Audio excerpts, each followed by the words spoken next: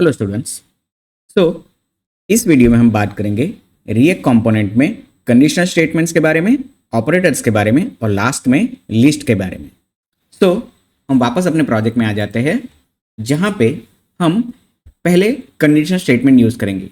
तो इसके लिए हम एक छोटा सा एग्जाम्पल लेंगे और उसके लिए मैं एक कंपोनेंट क्रिएट करूँगा, न्यू फाइल user.js। यहाँ पे हम एक फंक्शनल कंपोनेंट बनाएंगे जैसे कि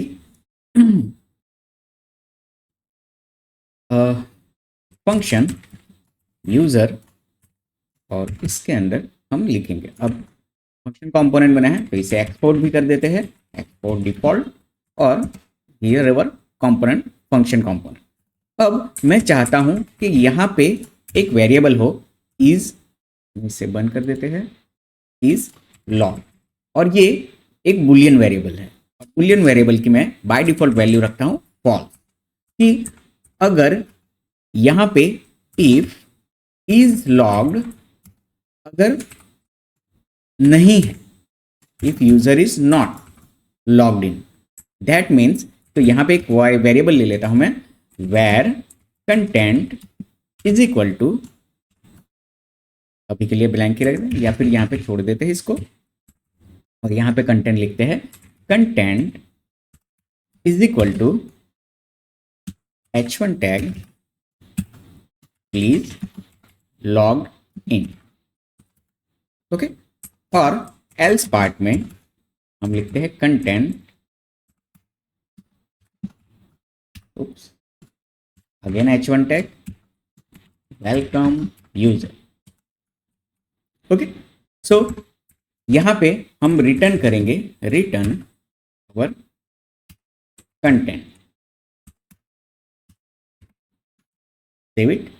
हम हमारे app.js में जाते हैं और यहाँ पे हम हमारे जो नया कंपोनेंट हमने बनाया है यूजर कंपोनेंट, उसे यूज करते हैं, यूजर कंपोनेंट सेव।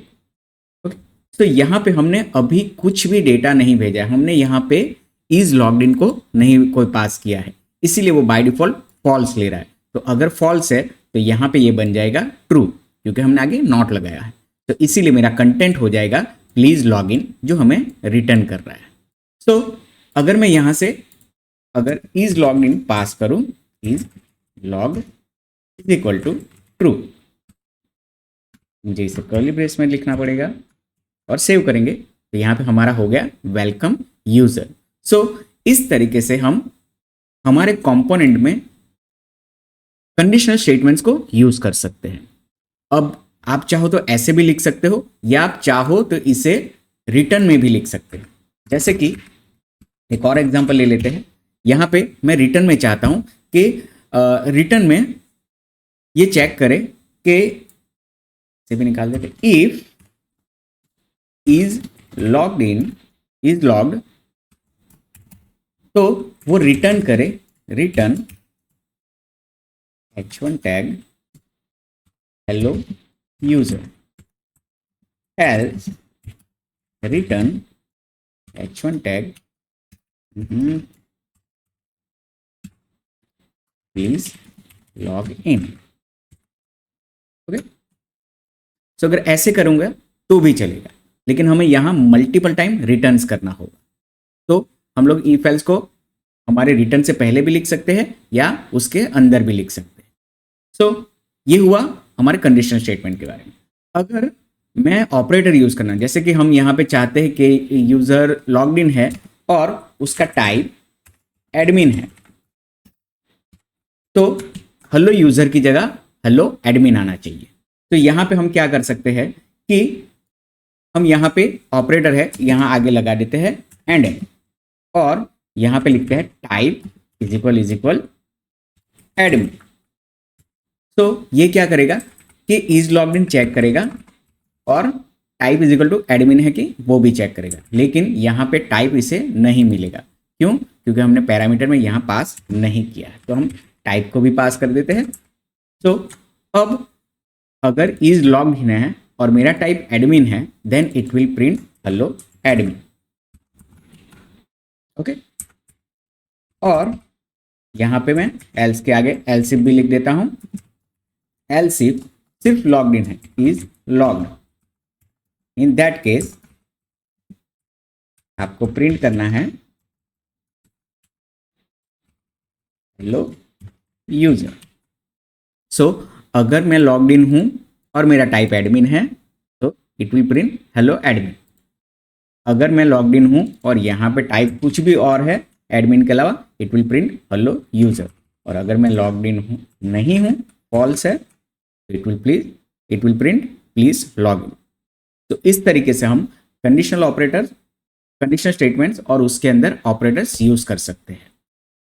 अब लास्ट में हम सीखते हैं लिस्ट के बारे में। तो मैं इसको अभी के लिए रिमूव कर देता हूं और एक हम नया कंपोनेंट क्रिएट करते हैं।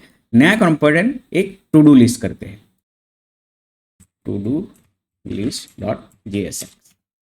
ये टू डू लिस्ट में हम एक फंक्शन बनाएंगे। मैं इसका कोड है एक्सपोर्ट, कर देते हैं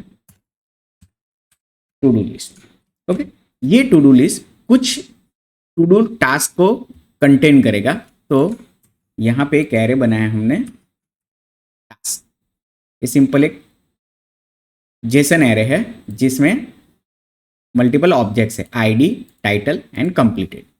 सो यहां पे हम रिटर्न करेंगे, रिटर्न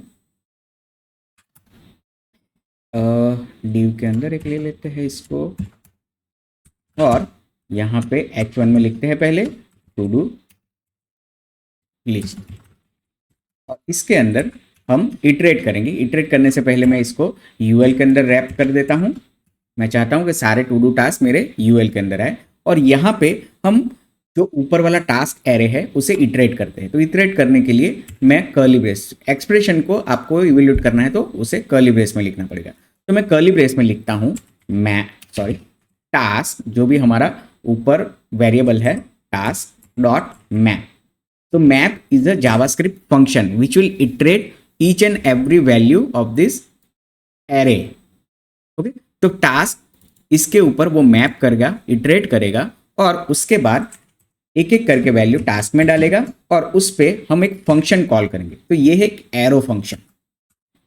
एरो फंक्शन वो क्या करेगा कि हमारा जो भी li है उसे प्रिंट करेगा। तो मैं यहां पे लिख देता हूं हमारा जो भी टास्क है task dot title. Okay, save it. और ये टू डू लिस्ट है, इससे हम यूज करते हैं यहां to do list. Okay, and it will print to do list.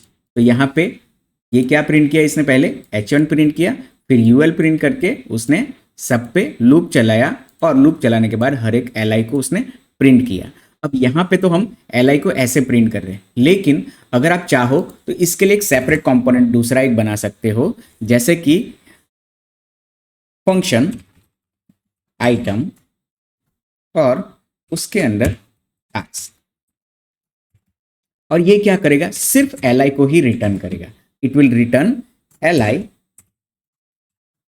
और जिस पे वो task dot name.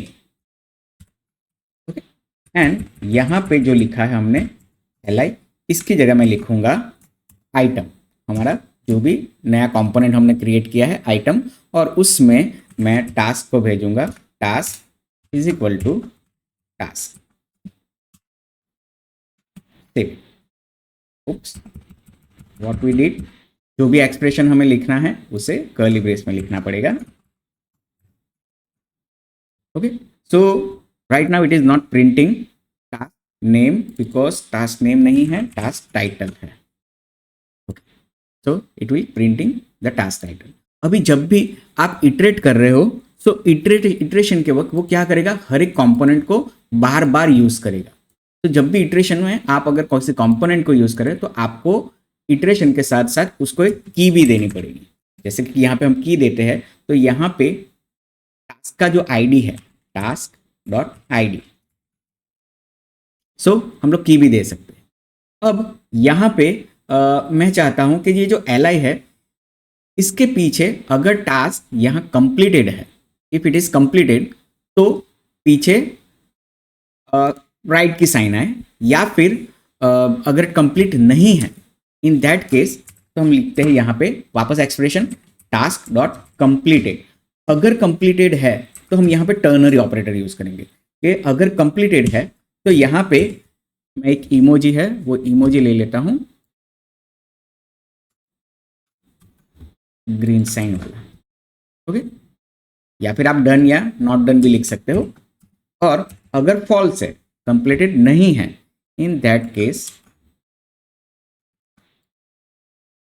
Save it and it is showing me the task which is completed, वो राइट साइन दिखा रहा है, ग्रीन आइकन दिखा रहा है, और जो नहीं है वो ग्रेड साइन दिखा रहा है। तो अब देख करके देखते हैं, इसको ट्रू कर देते हैं और वो रेड हो चुका, sorry I am sorry green हो चुका है। सबको हम लोग ट्रू कर देते हैं और or green. So that's all about conditional statements, operators and list. So next video में हम फॉर्म्स के बारे में बात करेंगे। हाँ, हमारे पास रिएक्ट इवेंट्स है, लेकिन इसके बाद हम फॉर्म्स के बात करेंगे। हम अभी देखेंगे फॉर्म्स और उसके अंदर हम हुक्स कैसे यूज कर सकते हैं ये देखेंगे। So bye bye in the next lecture, bye bye.